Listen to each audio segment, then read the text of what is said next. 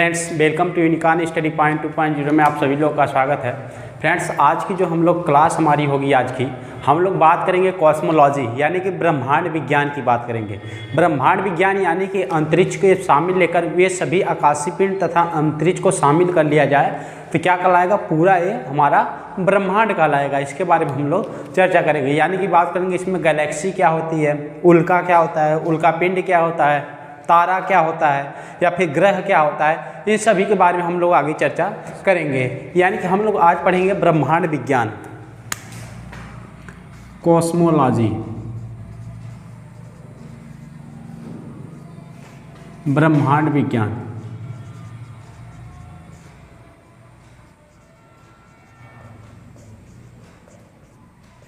ब्रह्मांड विज्ञान यानी कि बात कही जाए कि ब्रह्मांड विज्ञान, ब्रह्मांड होता क्या है, यानी कि इसमें शामिल हो जाएगा सभी आकाशीय पिंड, आकाशीय पिंड और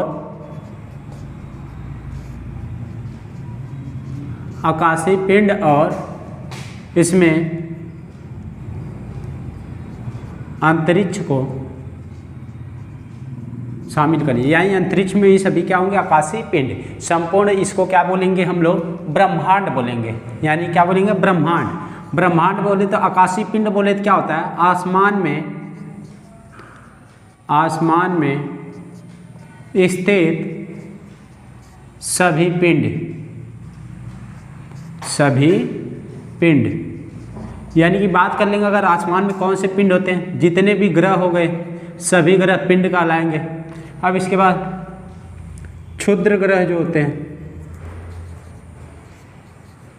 क्षुद्र ग्रह, उल्का हो गया, उल्का पिंड हो गया या फिर तारे हो गए, ये सब क्या कहलाएंगे, ये सब आकाशीय पिंड कहलाएंगे। यानी कि ब्रह्मांड में सभी आकाशीय पिंड, अंतरिक्ष को शामिल कर लिया जाए तो ब्रह्मांड कहलाता है। आकाशीय पिंड की बात करेंगे तो आसमान में स्थित सभी पिंड क्या कहलाएंगे, आकाशीय पिंड कहलाएंगे। और ग्रह, क्षुद्र ग्रह, उल्का पिंड, तारे, ये सब क्या कहलाएंगे, आकाशीय पिंड कहलाएंगे। ठीक है, ये भी इसको पढ़ने से पहले हम लोग जान जाते हैं कि इनकी अभी छोटी छोटी जनरल बातें, छोटी छोटी बातें क्या होती है। जैसे बोले तो तारों के समूह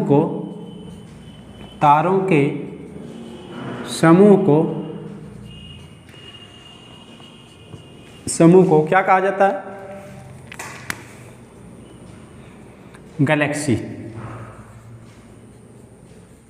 गैलेक्सी या फिर ठीक है, इसी को क्या बोलते हैं, तारों के समूह को क्या बोलते हैं, गैलेक्सी बोलते हैं। अब यहाँ पर बात है गैलेक्सी के समूह को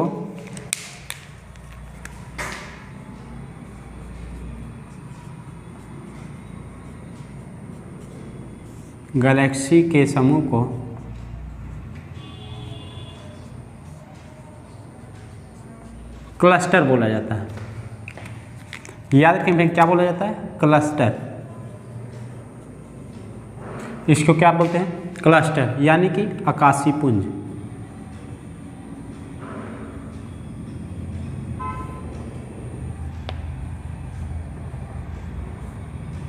इसको क्या बोलते हैं, इसके अन्य नाम मिलते हैं, देवयानी,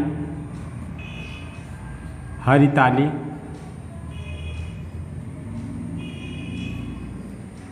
या फिर इसी को बोलते हैं मंदाकिनी। तारों के समूह क्या बोलते हैं, गैलेक्सी बोलते हैं। तारों के समूह क्या बोला जाता है फ्रेंड, गैलेक्सी बोला जाता है। और गैलेक्सी के समूह को क्लस्टर, आकाशीय पुंज कहा जाता है। यानी कि गैलेक्सी में ही क्या होता है, तारों का निर्माण होता है। बात पढ़ेंगे आगे भी गैलेक्सी के बारे में, तब चर्चा करेंगे। यानी कि बात करेंगे हमारी गैलेक्सी का क्या नाम है, तो हमारी जो गैलेक्सी है, हमारी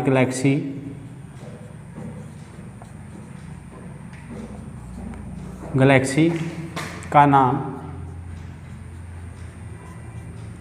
मिल्की वेव। याद रखेंगे फ्रेंड, क्या है, मिल्की वेव।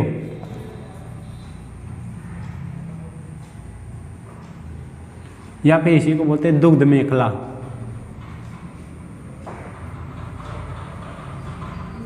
यानी कि हमारी जो गैलेक्सी है फ्रेंड, उसका क्या नाम है, मिल्की वे या फिर दुग्ध मेखला के नाम से जानी जाती है। इसी के अन्य नाम मिलते हैं, याद रखें फ्रेंड। गैलेक्सी जो हमारी गैलेक्सी है उसके नज़दीकी सबसे गैलेक्सी है एंड्रोमेडा, एंड्रोमेडा।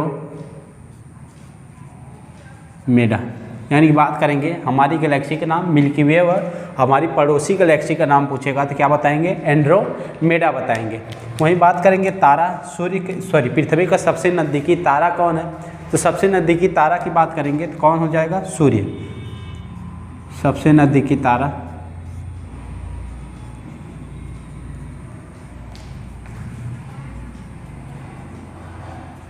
नज़दीकी तारा क्या हो जाएगा फ्रेंड, बात करेंगे सूर्य। वहीं सूर्य का नज़दीकी तारा की बात करेगा फ्रेंड तो याद रखेंगे प्रोक्सिमा सेंचुरी है, प्रोक्सिमा सेंचुरी, या इसी को बोलते हैं अल्फा सेंचुरी। दोनों याद रखेंगे फ्रेंड। यानी कि सूर्य का सबसे नज़दीकी, यानी कि पृथ्वी का सबसे नज़दीकी तारा की बात करेगा तो क्या मारेंगे, सूर्य है। और सूर्य का नज़दीकी, सूर्य से नज़दीकी तारा की बात करेगा तो क्या हो जाएगा, सूर्य से नज़दीकी प्रोक्सिमा सेंचुरी, या फिर इसी को बोलते हैं अल्फा सेंचुरी। अब एक तारा है जिसका नाम है साइरस, याद रखें फ्रेंड, साइरस क्या होता है, इसे डॉग स्टार बोलते हैं या फिर चमकता तारा कहा जाता है। ध्यान रखेंगे इसे डॉग स्टार कहा जाता है, या फिर इसी को चमकता तारा कहा जाता है, चमकता तारा कहा जाता है। ठीक है, इतनी बातें हम लोग क्या करेंगे, इसको याद रखेंगे। यानी कि बात करेंगे अभी तक हम लोग तारों के समूह गैलेक्सी बोलते हैं, गैलेक्सी के समूह को क्लस्टर बोलते हैं। हमारी जो गैलेक्सी है उसका क्या नाम है, मिल्की वेव है। सबसे नज़दीकी तारा बात करेंगे सूर्य होगा, और सूर्य का सबसे नज़दीकी तारा की बात करेंगे प्रोक्सिमा सेंचुरी या फिर अल्फा सेंचुरी होता है। वहीं बात करेंगे सूर्य के बाद अब साइरस एक तारा है जिसे डॉग स्टार बोला जाता है, या फिर इसी को चमकता तारा कहा जाता है। फिर आगे बात करेंगे, इसी की बात करेंगे। जो गैलेक्सी होता है इसमें कितनी भुजा होता है फ्रेंड, याद रखेंगे इसमें क्या होता है, 3 भुजाएँ होती हैं। इसे क्या बोलते हैं, गैलेक्सी हमारी हो गई गैलेक्सी, या फिर हिंदी को इसी को मंदाकिनी या फिर आकाशगंगा कहा जाता है।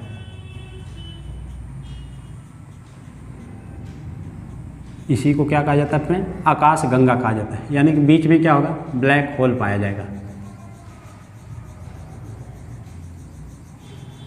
इसे क्या कहेंगे, ब्लैक होल, याद रखेंगे।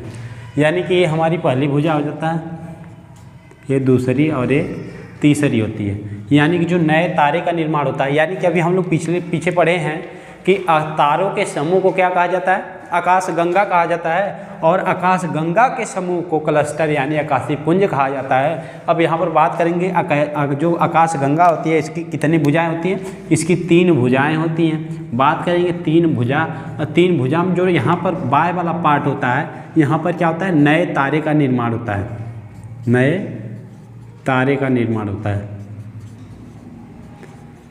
यानी कि सबसे नया तारा होता है वहाँ पर कहाँ पर निर्माण होता है, यहाँ पर होता है। यहाँ की बात करेंगे 50 से 80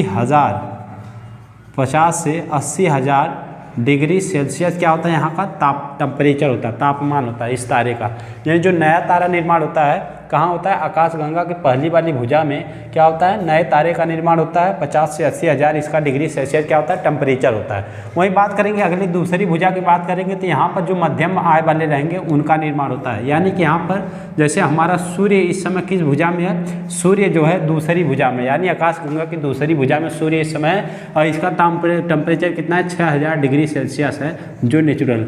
यानी कि अब आगे बात करेंगे तीसरे पार्ट में, इसमें क्या होता है कि जो इससे पुराने, यानी कि इसमें पुराने तारे आते हैं जो पुराने हो जाते हैं। यानी कि सबसे पहले नया तारा पहली भुजा में, फिर उसके बाद दूसरी में, फिर उसके बाद तीसरी में, और उसके बाद क्या होता है, यहाँ पर ग्रेविटेशन अधिक है। यानी ग्रेविटेशनल फोर्स क्या है, गुरुत्वाकर्षण शक्ति क्या होती है, ब्लैक होल की क्या होती है, बहुत अधिक है।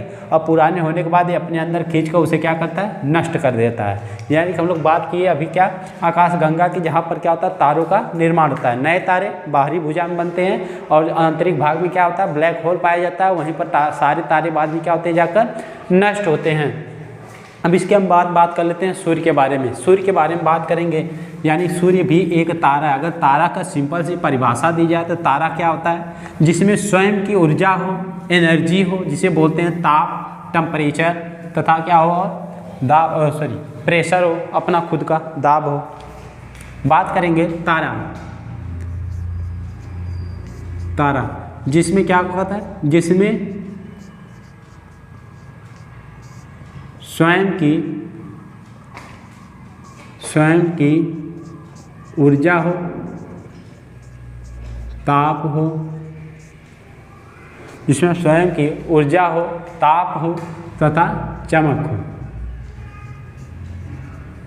ठीक है, याद रखेंगे, जिसमें स्वयं की ऊर्जा हो, ताप हो, चमक हो, क्या कहलाएगा, तारा कहलाएगा। अब यहीं पर बात करेंगे तारे की। जैसे सूर्य भी हमारा एक क्या है, तारा है। यहाँ पर बात कर लेते हैं हम लोग सूर्य के बारे में। सूर्य भी एक क्या है, तारा है। तो सूर्य की बात करेंगे तो इसमें भी क्या होता है, एक ये होता है, इसके भी कई मंडल पाए जाते हैं। ठीक है, यानी कि इस आंतरिक वाले पार्ट को क्या बोलते हैं, यहाँ पर ये होता है हमारा प्रकाश मंडल। प्रकाश मंडल ये होता है वर्णमंडल। ठीक है, ये होता है प्रकाश मंडल, ये होता है वर्णमंडल। तथा ये वाला जो भाग होता है जो हमें कब दिखाई देता है, जब सूर्य ग्रहण लगता है उस समय हमें कौन सा भाग दिखाई देता है, ये बाह्य पार्ट, यानी कोरोना। इसे क्या बोलते हैं, कोरोना।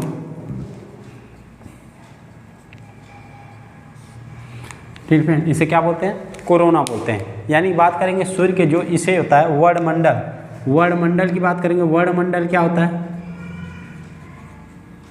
प्रकाश मंडल क्या होता है,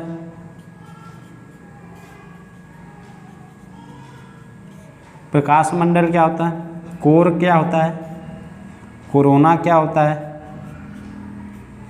ठीक है, इतने बारे में हम सूर्य के बारे में क्या करेंगे, चर्चा करेंगे। अब यहाँ पर हम बात कर लेते हैं, यहाँ यानी कि आंतरिक पार्ट भी क्या होता है हमारा, यहाँ पर क्या होता है, कोर होता है। क्या होता है फ्रेंड, यहाँ पर कोर होता है, यानी कि नाभिकीय संलयन प्रक्रिया, यानी 4 हाइड्रोजन बन के एक हीलियम का निर्माण करते हैं। वो प्रक्रिया कहाँ पर होती है, कोर में, यानी कि सूर्य के आंतरिक वाले पार्ट में ये प्रक्रिया होती रहती है। यानी कि बात करेंगे हम सबसे पहले वर्णमंडल की बात कर लेते हैं, यानी ये वाला, इसे बोलते हैं सूर्य का वायुमंडल बोला जाता है। याद रखें फ्रेंड, इसे सूर्य का वायुमंडल कहते हैं, क्योंकि यहाँ पर क्या होता है 71% हाइड्रोजन पाया जाता है, 71% हाइड्रोजन होता है तथा 26% क्या होता है, हीलियम होता है। याद रखेंगे, वर्णमंडल को सूर्य का वायुमंडल बोलते हैं। यहाँ पर हाइड्रोजन की मात्रा 71% तथा हीलियम की मात्रा कितनी होती है, 26% होती है। वहीं आगे बात करेंगे प्रकाश मंडल। ये हमारा जो दृश्य पार्ट होता है, हमेशा जो दिखाई देता है, दृश्य पार्ट की बात करेंगे, दिखने वाला पार्ट कौन होता है, प्रकाश मंडल होता है। कौन सा होता है, प्रकाश मंडल होता है। और जिसका टेम्परेचर कितना होता है फ्रेंड, 6000 डिग्री सेल्सियस होता है। जिसका टेम्परेचर कितना होता है, 6000 डिग्री सेल्सियस होता है। वहीं बात करेंगे कोर की बात करेंगे तो ये सबसे आंतरिक पार्ट होता है, यानी यहाँ पर क्या होता है, नाभिकीय संलयन प्रक्रिया होती है। नाभिकीय संलयन यानी हाइड्रोजन का हीलियम में बदल जाना, ये क्या होता है, नाभिकीय संलयन होता है। और यहाँ का टेम्परेचर की बात करेंगे 15 मिलियन डिग्री सेल्सियस यहाँ का क्या होता है फिर तापमान होता है। यानी कोर की बात करेंगे, नाभिकीय संलयन, हाइड्रोजन, 4 हाइड्रोजन मिलकर एक हीलियम का निर्माण करते हैं। लगातार प्रक्रिया होती रहती है, जिसके कारण सूर्य हमेशा चमकता रहता है। और यहीं पर बात करेंगे, इसका टेम्परेचर की बात करेंगे, 15 मिलियन डिग्री सेल्सियस इसका क्या होता है, तापमान होता है। वहीं पर बात करेंगे कोरोना की आगे, तो कोरोना क्या होता है, जब सूर्य ग्रहण लगता है तब ये हमारी दिखाई देता है। सूर्य ग्रहण के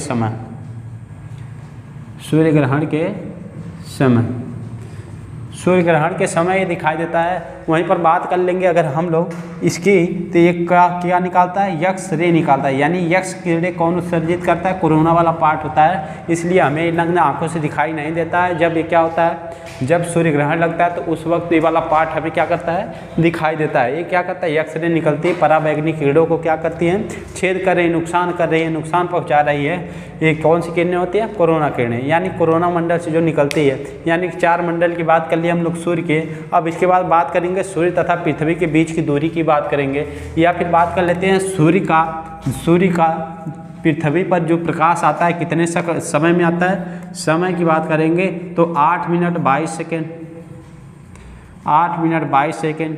ठीक फ्रेंड, कहीं कहीं बुक में 8 मिनट 20 सेकेंड भी मिलेगा फ्रेंड, कहीं 8 मिनट 25 सेकेंड, 8 मिनट 16 सेकेंड भी मिलेगा। ठीक है फ्रेंड, ऐसे औसतन इसका 8 मिनट 22 सेकेंड ही होता है। सूर्य का प्रकाश पृथ्वी में आने में इतना मिनट क्या होता है, इतना समय हमारे यहाँ लगता है। अब उसके बाद बात करेंगे सूर्य तथा पृथ्वी के बीच की दूरी, न्यूनतम दूरी तथा अधिकतम दूरी को क्या कहते हैं, इसके बारे में हम लोग चर्चा करते हैं। यानी कि न्यूनतम दूरी तथा अधिकतम दूरी कब होता है और किस समय होता है, ये सब वेरी इंपॉर्टेंट है, क्योंकि ये हमेशा किसी न किसी में वनजी एग्जाम में हमेशा क्या करता है फ्रेंड, पूछता रहता है। तो बात करेंगे हम लोग दूरी भी बात कर लेंगे और वहाँ से वहाँ तक की दूरी तथा कब होता है ये समय, उसके बारे में भी हम लोग चर्चा कर लेते हैं। यानी कि हम लोग बात करेंगे सूर्य तथा पृथ्वी के बीच की दूरी, सूर्य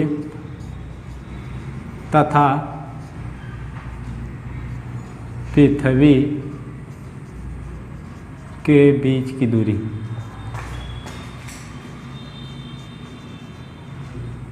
सूर्य तथा पृथ्वी के बीच की दूरी। अब यहाँ पर बात करेंगे सूर्य तथा पृथ्वी के बीच की दूरी की, तो यानी कि एक समय क्या होगा, मान लीजिए हमारा यहाँ क्या हो गया, ये सन हो गया,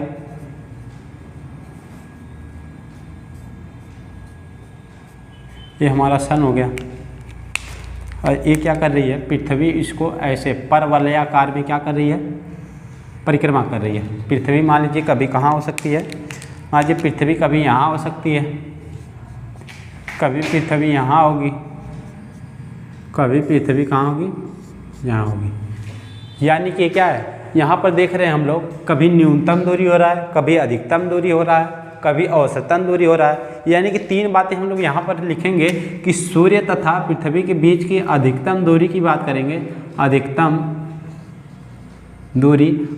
दूरी जो होता है 15.2 करोड़ किलोमीटर। ठीक है, इसको याद रखेंगे, जो सूर्य तथा पृथ्वी के बीच की अधिकतम दूरी होती है 15.2 करोड़ किलोमीटर होता है। अब एक क्या होता है, इसे क्या बोलते हैं, अपसौर कहा जाता है, अपसौर कहा जाता है या फिर एपीहीलियन कहा जाता है, दोनों याद रखेंगे। अपसौर कहा जाता है या फिर एपीहीलियन कहा जाता है। वहीं बात करेंगे किस तारीख को होता है, इसको याद रखेंगे 3 जुलाई को होता है, 4 जुलाई को होता है। ठीक है, 15.2 करोड़ किलोमीटर होता है। अपसौर जिसे बोलते हैं कब होता है, समय की बात करेगा 4 जुलाई को होता है। यहीं पर बात करेंगे मिनिमम दूरी यानी कि न्यूनतम दूरी। न्यूनतम दूरी की बात करेंगे तो न्यूनतम दूरी कितना होगा फ्रेंड, न्यूनतम दूरी होगा 14.7 करोड़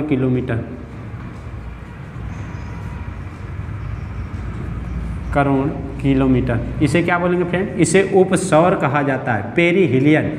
यानी बात करेंगे उपसौर की, जिसे बोलते हैं पेरीहीलियन।